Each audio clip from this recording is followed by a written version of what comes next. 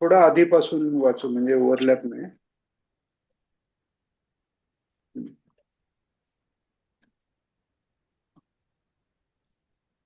सर्वेपि सुखिनः सन्तु सर्वे सन्तु निरामया, याप्रमाणे सर्व सुखी व्हावेत. सुखी होण्याचे मुख्य साधन म्हणजे ईश्वराची भक्ती आहे, भगवत भजन आहे. हे सर्वांना पटावे ही त्यांची प्रार्थना चालू आहे. त्याकरता हे स्थान निर्माण झाले. हे ताई महाराजांबद्दल म्हणतात महाराज, आणि ते स्थान म्हणजे दत्ताश्रमाबद्दल. हे केंद्र आहे. अशी केंद्रे संतांच्या संकल्पाप्रमाणे निर्माण झालेली असतात. त्या ठिकाणी जाऊन आपली संकटे दूर करण्याकरता प्रार्थना करावी किंवा आपल्या जीवनाचे कल्याण व्हावे अशी प्रार्थना करावी. हे आपण मागच्या वेळी घेतलेलं, की संकटे दूर करण्याकरता किंवा काहीतरी मिळावे करता ही प्रार्थना कशा करताय. तर महाराजांनी द्विसहस्रीत सांगितलेलं आहे की सुरुवातीला काही कडू औषध असेल तर काही मुलगा घेत नाही, म्हणून त्याला ते आई म्हणते की ते औषध घेतलंस तर हे लाडू तुला देईन, किंवा त्या लाडूतच औषध घालून देते असं. तर तशी वेदातली ही जी कर्म आहेत आणि त्याची जी फळं सांगितलेली आहेत ती ही रोचनार्था फलश्रुती म्हणून सांगतायत. म्हणजे ईश्वराचं स्मरण करावं, ईश्वराची उपासना करावी, याच्याबद्दल रुची निर्माण होण्याकरता आधी ही सगळी भौतिक फळं सांगितलेली आहेत.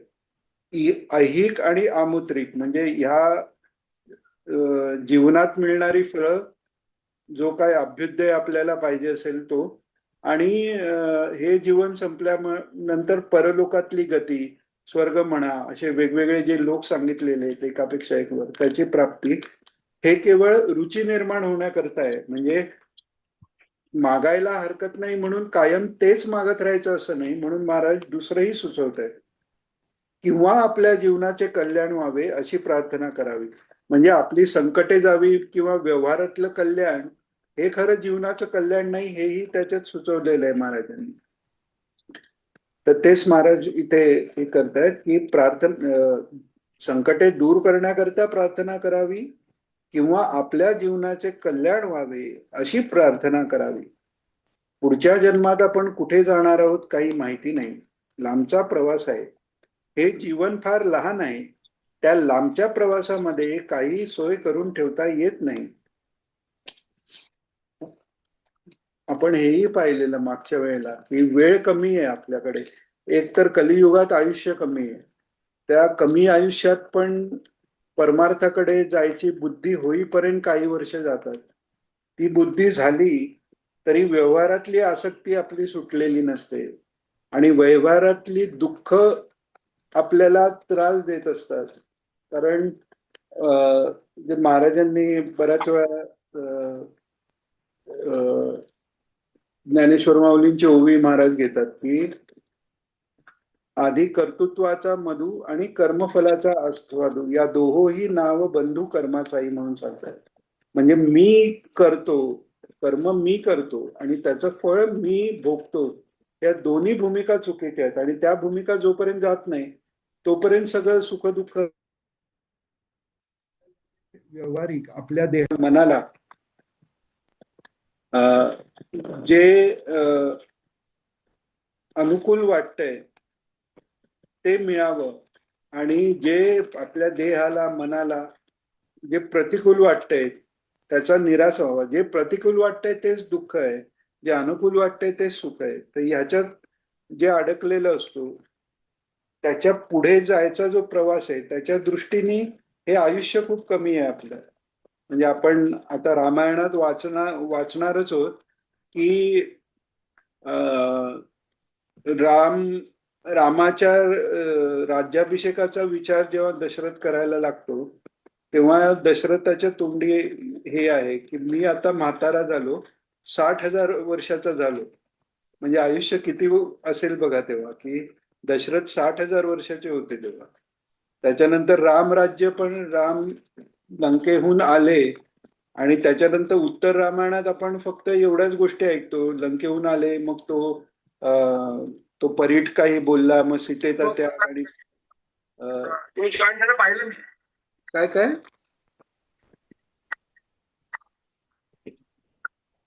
मधुराला काय बोललास का? हा तर पण लंकेहून परत आल्यावर राज्याभिषेक झाल्यावर रामचंद्रांनी 11,000 वर्ष राज्य केलेलं आहे. म्हणजे इतकं दीर्घ आयुष्य तेव्हा त्रेतायुगात आहे. सत्ययुगात त्याच्याहूनही जास्त आयुष्य आहे. द्वापार युगात थोडस कमी आहे, पण असं म्हणतात महाभारत युद्धाच्या वेळी भीष्माचार्यांचं काहीतरी 350 350 वय आहे. भगवान 125 वर्षाचे आहेत. म्हणजे तेव्हा आयुष्य मोठं आहे. आता आयुष्य 100 वर्षाचं. महाराज एका प्रवचनात म्हणतात 100 वर्षाचं आयुष्यही आहे, तेही काही पूर्ण मिळेल असं सांगता येत नाही. मध्ये काही गंडांतर वगैरेही आहेत म्हणून सांगितलं. तर ते असताना पहिल्यांदा तर आपल्याला जाणीव उशिरा होते. जाणीव झाली तरी संसारातले सगळ्या याच्यासाठी मागावं, त्याच्यात आपण अडकून राहतो. हे सगळं करून आता ज्या काही वयाला आपण आहोत तेव्हा आपल्याला लक्षात येतं की आत्तापर्यंत वय आपलं पटकन हातातनं निसटून गेलंय. आपल्याला आत्ता लहानपणीच्या गोष्टी आठवतात. आत्ता आपल्याला महाराजांच्या बरोबर आपले क्षण आठवतात. म्हणजे ते सगळे आत्ताच संपले असं वाटलं, कारण काळ चाललाय पुढे. तर त्यामुळे महाराज हे जाणीव करून देतो की लांबचा प्रवास आहे पुढचा, आणि त्याची तयारी करण्यासाठी वेळ कमी आहे. हा. तर महाराज सांगतात पुण्याहून आम्ही जालन्याला येणार असल्याचे फोनवर कळवतो. अगरवाल साहेब लगेच सांगतात, आम्ही गाडी पाठवतो. पण त्या लांबच्या प्रवासात काहीही सोय नाही. पैसा असून काहीही विकत घेता येत नाही. पण त्या दूर मार्गाने जावेच लागते आपल्याला. ही वॉर्निंग दिलेली आहे. म्हणजे आपले जे प्रयत्न आहेत, पैशासाठी प्रयत्न आहेत, आपल्या पैशाचे प्रयत्न थांबले तरी मुलांसाठी प्रयत्न आहेत, बाकी सुखसोयींसाठी प्रयत्न आहेत, त्यातलं काहीच बरोबर येणार नाही हे सांगता येत नाही.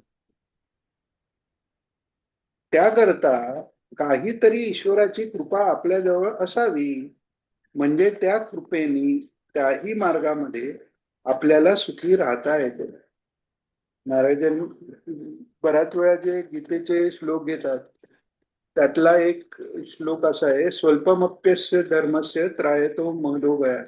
म्हणजे थोडस जरी धर्म केला असेल तरी त्यांनी मोठ्या भयातनं सुटका होते. याचा अर्थ थोडासाच धर्म करायचा असं नाही, पण थोडा म्हणजे कुठेही धर्म करायला चुकू नये. म्हणजे थोडासाही धर्म करायचं. आता एवढं जप झालं, आता हे कशाला असं नाही. जितकं थोडं थोडं म्हणून जितकं ऍड करता येते तितकं तितकं आपल्याला ते उपयोगी पडणार आहे, हेच महाराज सांगताय तिथे. पण त्या दूर मार्गाने जावेच लागते आपल्याला. त्याकरता काहीतरी ईश्वराची कृपा आपल्याजवळ असावी, म्हणजे त्या कृपेने त्याही मार्गामध्ये आपल्याला सुखी राहता येते. खटा त्या ठिकाणी होत नाही. धर्मराज, हा, यात अजून एक पॉइंट असा आहे की स्वर्गाधिक लोक जे आहेत, तर त्याच्यात तुम्ही मृत्यूलोकात जी केलेली कर्म आहेत त्याची फळं मिळतात. तिकडे तुम्हाला आध्यात्मिक साधना करायची सोय नाहीये. मनुष्य शरीरातच ती सोय आहे. तर त्यामुळे तिकडच्यासाठी प्रयत्न तिकडे गेल्यावर करू असं नाहीये. तेही प्रयत्न इथेच करायला लागतात. जे काही स्वर्ग नरक जे प्राप्त व्हायचंय ते सगळे भूमितलावर आपण मनुष्य जन्मात असताना जी कर्म केली त्यांनीच मिळते. तर त्यामुळे आहे एवढूस 100 वर्षाचं आयुष्य, किंवा जे काही 90 म्हणा, जे काही आयुष्य आहे आपलं, तर त्याच्यात त्या पुढच्या प्रवासाची तयारी करायला पाहिजे हे सांगतायत मला. धर्मराज हे स्वर्गलोकापर्यंत देहाने गेलेले आहेत. इतकं पुण्य त्यांनी केलं. बाकीचे सगळे भाऊ, द्रौपदी खाली पडली पण धर्म आपल्या पुण्याने स्वर्गाला गेले. अशा रीतीने सर्वांच्या अंतःकरणात पुण्यवासना निर्माण व्हावी, वृद्धिंगत व्हावी. सर्वांकडून पुण्यकर्म झाल्यानंतर सर्व सुखी होतील ज्याला पुण्यवासना नाही त्याच्या ठायी पुण्यवासना निर्माण होईल आणि त्याच्याकडूनही पुण्यकर्म होईल. त्या दृष्टीने आपण सर्व मंडळींनी दत्ताश्रम निर्माण केला. त्याबद्दल आपल्यावर ईश्वराची कृपा आहे. अहंकार उत्पन्न न होणं हे पुण्यकर्माचं मोठं फळ आहे. हे खूप मोठी म्हणजे खूप महत्वाचं आणि खूप मोठं वाक्य आहे की अहंकार उत्पन्न न होणं हे पुण्यकर्माचं मोठं फळ आहे. नाहीतर ते महाराजांनी ते अखंड आत्मा अविनाशी दत्त त्याच्या अर्थाच्या वेळी सांगितले ना की वित्तभ्रमा सोडिती ते कृतार्थ तो पूर्ण आनंद गुरु समर्थ. तर वित्तभ्रम म्हणजे काय की मी मिळवलेलं वित्त आहे आणि म्हणून त्या वित्ताने मी मला पाहिजे तसे भोग मिळवू शकतो. तर त्याच्यात महाराज सांगतात वित्त म्हणजे बाहेरचं नुसते पैसे असा वित्त नाही, दैवी वित्त सांगितले महाराजांनी. आणि त्याचा भ्रम हा जास्त घातक ठरू शकतो. कारण मागे आपण बघितलं तसं सत्वगुणाच्या वृत्तीने सात्विक कर्म जरी असली तरी त्रिगुणाच्या पलीकडे जो गेलेला नाही ती सात्विक कर्म होतात. म्हणजे सात्विक अहंकारानेच केलेले कर्म आहेत. तर त्यांनी सुख मिळतं आणि सुख बांधतं.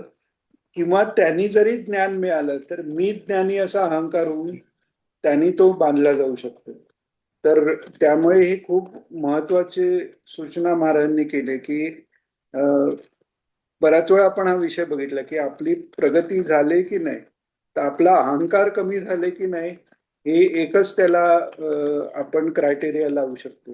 नम्र किती आपण होतो, सर्व ठिकाणी ईश्वर किती पाहू शकतो, याच्यावरनं प्रगती किती झाली हे ओळखता येतं आपल्याला.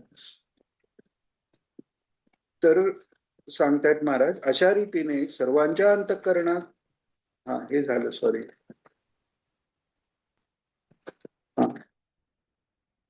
या त्या दृष्टीने आपण सर्व मंडळींनी दत्ताश्रम निर्माण केला. त्याबद्दल आपल्यावर ईश्वराची कृपा आहे. अहंकार उत्पन्न न होणं हे पुण्यकर्माचं मोठं फळ आहे. कर्म मी केलंय अशी जर भावना उत्पन्न झाली तर त्याचे फळ पदरात पडत नाही. त्याप्रमाणे चांगले स्थान निर्माण झाले, चांगले मार्गदर्शन यांच्याकडून आपल्याला मिळतंय, त्याचा फायदा सर्वांनी करून घ्यावा. संसार करता करता परमार्थ साधावा, सर्वांना तशी सद्बुद्धी उत्पन्न व्हावी एवढीच प्रार्थना करून आज भगवान रामचंद्रांच्या चरणी त्यांनी दत्तात्रय प्रभूंनी सर्वांना प्रेरणा करावी एवढीच प्रार्थना. अवधूत चिंतन श्री गुरुदेव दत्त.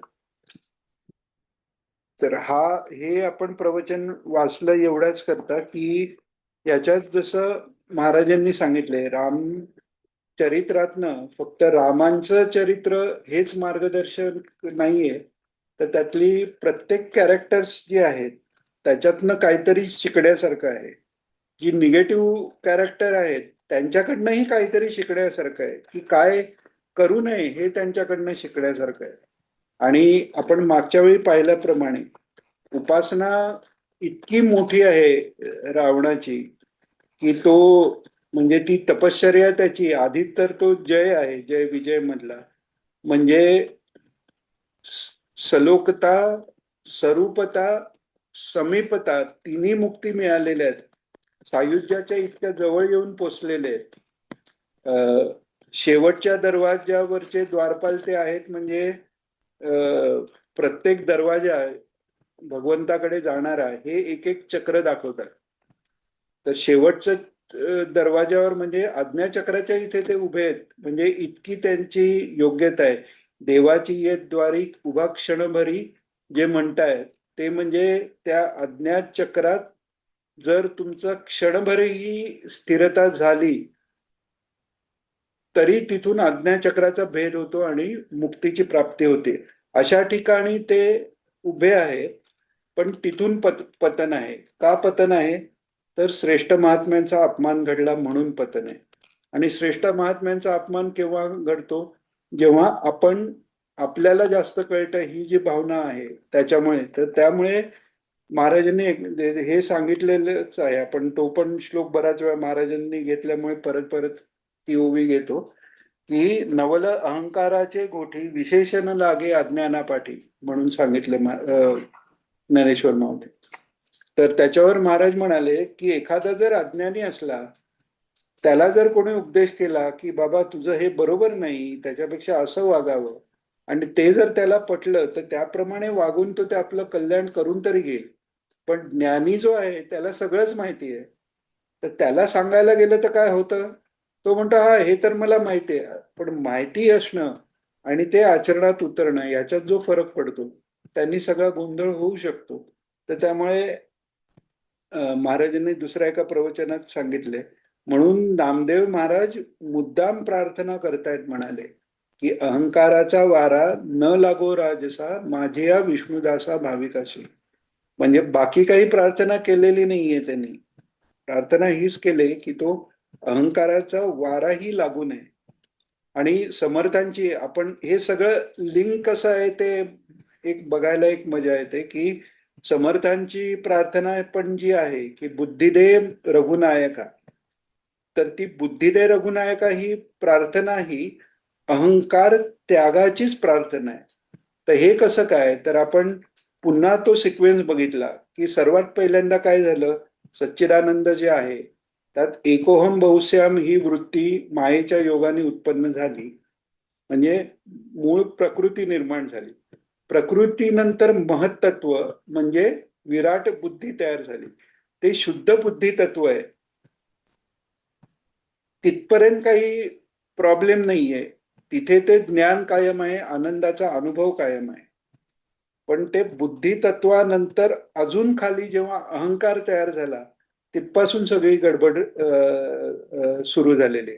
त्यामुळे बुद्धिदे रघुनायका हे समर्थ जे मागतायत किंवा भगवान जे गीतेत सांगतायत की ददामी बुद्धी योगंतम, बुद्धियोग मी देतो, म्हणजे काय करतात, खरा बुद्धी खरी बुद्धीची जो विकास आहे, आपण बुद्धीच्या सगळा जो सेशन आपले झाले त्याचा पहिले जे ओरिजिनल प्रश्न काय की बुद्धी काय आहे आणि तिचा विकास कसा करता येतो. तर बुद्धीचा विकास हाच आहे. विकास जाऊन दे, बुद्धी म्हणजे अहंकाराच्या पलीकडे आहे, तिलाच खरं तर बुद्धी म्हणतात, तिथेच ते महत्त्व आहे. तर त्यामुळे तो अहंकार निर्माण होऊ नये हे एक महाराजांनी सांगितलं.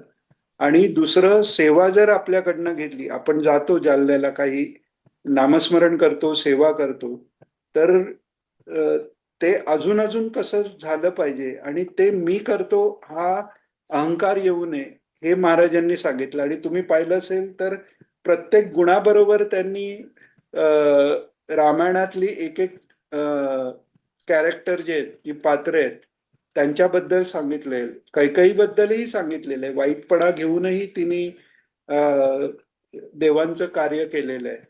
तर हा सगळा विचार करून आपण म्हणजे जेव्हा भावार्थ रामायण वाचू तेव्हा आपल्याला हे महाराजांचं म्हणजे स्मरण तर राहीलच, त्यांनी सांगितलेल्या ह्या अप्रोचनी आपण ते वाचू. मला वाटते आज सुरुवात न करता आपण पुढच्या वेळी करावी का, कारण थोडाच वेळ राहिलाय, 10 मिनिटच राहिलेली आहेत का हो, काही. चालेल चालेल हा, चालेल. पुढच्या वेळी करूया ना. हं, अजून कोणाला काही विचारायचंय किंवा काही, का आज थोडं लवकर थांबूया. चालेल. दिनेश, तू आता हे जे बनवले, जे करिश्माने जे हे केलं, अशा टाईप मध्ये तू जे फीचरचं जे तुमचं आपलं चालू आहे हा, त्याचं हे प्रात्यक्षिक केले का? कशाचं. हा, हे करिश्माने केलं या पंचायतन यागाचं ना. हा हा हा हा, ते तिनेच बनवलं. हा हा. आणि ती याचं पण करते, घोरात कष्टाचं पण करते. जोरात कष्टाचे, अरे वा वा. घोरात कष्टाचं. छान. डॉक्टर साहेब, आजची पीपीटी तर फारच सुंदर होती, ती कायम उपयोगाची होईल. मला असं विचारायचं होतं की हा आता आपण पुढच्या वेळेपासून आपण भावार्थ रामायण सुरुवात करतोय. तर हा, मी परवाच्या दिवशी आपल्याकडनं आल्यानंतर मी योग वैशिष्ट्याचा पहिला भाग वाचायला घेतला. तर कशाचा. योग वैशिष्ट्य वाल्मिकींचं. आधी नका घेऊ ते. आधी नका घेऊ. बरं नका घेऊ. बरं बरं. हां. ठीक आहे की हा मी फक्त कारण तुम्हाला ना भावात म्हणजे रामायण वाचत जाईल. हा कारण ना आणि म्हणजे काही यांनी बुद्धिभेद होण्याची शक्यता असते बरं. किंवा अ, नामस्मरण भक्ती यातला रस कमी होण्याची पण शक्यता असते. ज्ञानपर जे ग्रंथ आहेत ना ते हा. वाचायला घेतलं तर अ, तशी जर आपली भूमिका नसेल तर थोडा भाव म्हणून महाराजांनी एका प्रवचनात सांगितलंय की लघुवाक्य वृत्ती हंसराज स्वामींनी त्यांच्या ग्रंथाच्या सुरुवातीला सांगितलंय की हा ग्रंथ वाचू नका म्हणाले. मग महाराजच असं म्हणाले वाचू नका मग लिहिलाय कशा करता असं महाराजच म्हणाले. तर म्हणाले साधन चतुष्टय संपत्ती असल्याशिवाय तो ग्रंथ वाचू नये असं सांगितलेलं आहे. किंवा मग गुरूंचं मार्गदर्शन असल्याशिवाय वाचू नये. तर गुरूंचं मार्गदर्शन म्हणजे आपल्याला महाराजांची प्रवचन आहेत ती जर व्यवस्थित हम्म, कळली तर हम्म, हे ग्रंथ समजायला सोपे जातात. पण म्हणून हम्म, ह्या हम्म. सिक्वेन्सने करावं. भागवत हो आधी भागवतात सगळं तत्वज्ञान आलेलं आहे. हो दत्तमात्म्य महाराजांनी सांगितलेलं की दत्तमात्म्यात सगळे सिद्धांत आलेले आहेत. हो आपल्याला ते जर दत्तमाहात्म्य वाचताना लक्षात आले नसतील तर हो याचा अर्थ आहे की आपल्याला परत परत वाचून ते समजून घेणं आवश्यक आहे. आणि ते हो एकदा समजले की मग योग वासिष्ठ जसं नाना महाराजांनी सांगितलं शेवटचा ग्रंथ आहे तो. त्यामुळे आधी हे वाचणं आवश्यक आहे. आणि तत्वज्ञानाची जर ओळख व्हायची असेल तर दुसरे एक हे रेकमेंड करता येईल ते म्हणजे चंद्रकांत म्हणून जी सिरीज आहे 3 पुस्तकांची त्यात त्यांनी काय काय केलंय गोष्टीच्या रूपातनं वेदांत सांगितलंय त्यामुळे ते सोपं जातं. आणि हा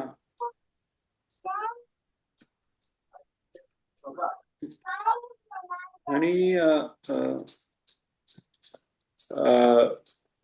सर्वात बेस्ट म्हणजे आपलं रामकृष्ण वचनामृत जे आहे तर रामकृष्ण परमहंसांनी पण बरेचसे हे जे सिद्धांत आहेत ते छोटी छोटी गोष्टी रूपाने व्यवहारातली उदाहरणं देऊन समजवते. तर त्यामुळे हे सगळं पहिल्यांदा वाचावं. रामकृष्ण परमहंसांचं चरित्र आणि त्यांचं वचनामृत हे सगळं झाल्यावर मग थोडंसं ज्ञानपर ग्रंथाला सुरुवात करायला हरकत नाही. मी सध्या एकनाथी भागवत आणि महाराजांचं भागवत वाचत होतो.